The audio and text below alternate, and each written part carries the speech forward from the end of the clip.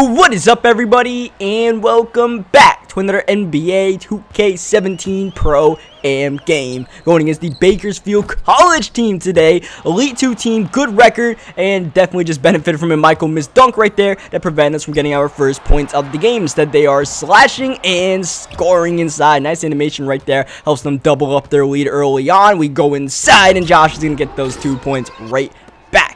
This team had a very curious build as far as the archetype of their players and mainly their front court. They had a playmaking point guard, a shot creating shooting guard. I forget what their or shot creating small forward. I forget what the shooting guard is, but the power forward and center were both lockdown defenders. Now, normally you won't see one lockdown defender on the court, period. And if there is a lockdown defender, it's usually at the shooting guard spot or the small forward spot to lock down the perimeter, try to go through screens and all that stuff. These guys had 2 guys in the front court, so we'll see how that works out for them as we find Bryant inside. He's able to throw it down. And the one thing that should be a flashing bulb as you think about their archetypes is where's the floor spacing going to come from on offense? How are they going to score? Because you see the shot creator get the screen right there. They don't have any sharpshooters on the court, and that's usually teams have at least 1, if not 2 or more sharpshooters on the court at once. These guys don't have 1. We'll see how that works out. And then the second thing is, how good can their defense be with these 2 lockdown defenders? Because they have the potential to be very locked down. And on top of that, these guys were running a zone defense, which a lot of teams run, and it's pretty effective in the Pro-Am. It's a great extra pass from Josh. Gets Michael the open 3 in the corner to end the first quarter. It's Josh rising high right there. Now, one thing about this team's zone defense is they did not get it set, especially after made buckets, which is easily the easiest time to set up your zone defense. I don't know what the reason was for that. They were trying to get some full court pressure or something, trying to create turnovers on the inbound, but it definitely didn't work out because Josh has a slasher really fast, goes to the rim, and if he has, any sort of hint that he could finish at the rim, he will finish at the rim and more than likely posterize you in the process. As we get Josh open space, he's taking it inside and strong on the lockdown defender, dunking it right there. Absolutely fearless right there as they're going to get an offensive rebound but get blocked at the rim. And this is what I'm saying. Now, not only can these guys not shoot on the perimeter, who's going to finish inside as well? These lockdown defenders, who knows how good they are on the offensive end as Michael gets that deep 3 to go right there. And once again, this is what I'm saying. Off an inbound pass, there is no excuse, especially if you're running a zone, for your defense to not be set in that situation. You'll see these guys a little bit out of position. Now, zones are typically harder to score on, especially against a team that has a good setup, has good chemistry, good trust and all of that. These guys, I'm not sure how much of that they had as far as chemistry and trust and experience running the zone because there were a lot of flaws. You guys saw it literally just walked in and put up a floater.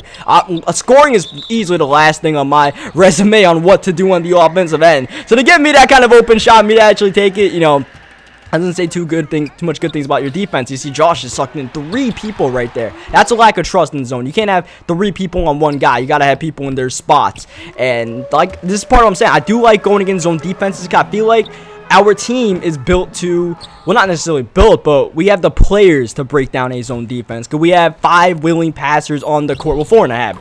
Brian's always in there getting his in the paint, but he's the center. Everyone on the perimeter, willing passers on the outside. See, Brian is the player to have. So there's good things that come out of that. He doesn't have an assist, but he's doing his thing inside. You see, that was just a late pass inside for Josh. And you guys can see we are breaking apart their zone defense. We have 11 assists already. And that was after halftime. Make that 12. You see Josh with that step, throwing it down right there. They can't keep up with him as we get the pass in the corner and just walking in. That's one thing you guys will see a lot. That was actually a pass from Michael who was making the cut. Easily could have gave it to Walsh right there, but they just ended up bouncing off someone's face. One thing you guys will see is that I'm not going to be using my sprint very often. You guys might think, sprint's very important, getting to the rim and all of that. Especially with the playmaking point guards, you're already fast enough as it is. You don't need, that's a flagrant foul right there, Michael. You don't need too much to walk into the rim. So I'm literally walking in more than likely. You'll see my icons out, surveying the court, looking for the open man. And I mentioned before, we're out here playing quarterback. And it kind of goes back to Madden a little bit when I say the quarterback thing. Because, if you guys watch my Madden videos, you probably do. You guys will know that,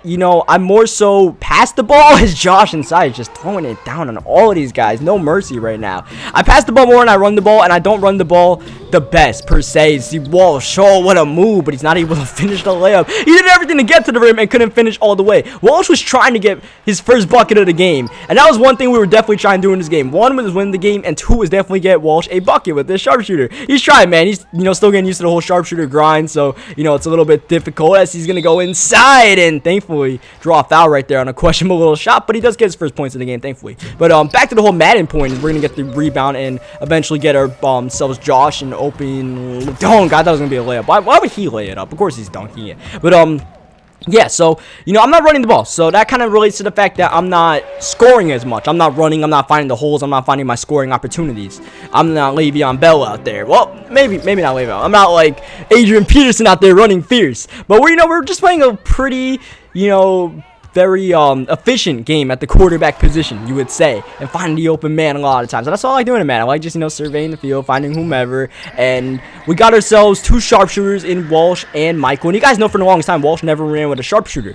And the reason why he has a sharpshooter is because we struggled a lot with floor spacing. That's the one thing you need, especially to break down the zone defense more than anything else, because you guys start clogging the paint with a bunch of guys that can't shoot. You need to spread it out and make them really spread out their defense more than they want to. And that's what we're starting to do now. And now that we had that, we got the 2 shooters. Michael's spotting up from wherever. He's got a quick trigger. Walsh is starting to figure it out himself. And then Josh has his little slashers, just, running routes and all of that. It's just like, little Julian Edelman on the field or something like that. You never know which way he's going to go. But, Brady's always a step ahead and ready to throw that pass. And that's what I feel like we have a little bit. Not exactly like that, not per se. I'm not calling myself Tom Brady. I don't think I'm that good at 2K, but just a little comparison just to, whet your appetite a little bit. We are going to wait, find Walsh, survey, and that's a 3-pointer that's going to go down right there. Walsh eventually got himself into double-digit scoring. So we did our job right there, getting everybody involved, because sometimes in a blowout, it's easy to ride the high hand this game, which was easily Josh. He scored over 30, but at the same time, when everybody's playing in a blowout, you just want to get the ball moving sometimes.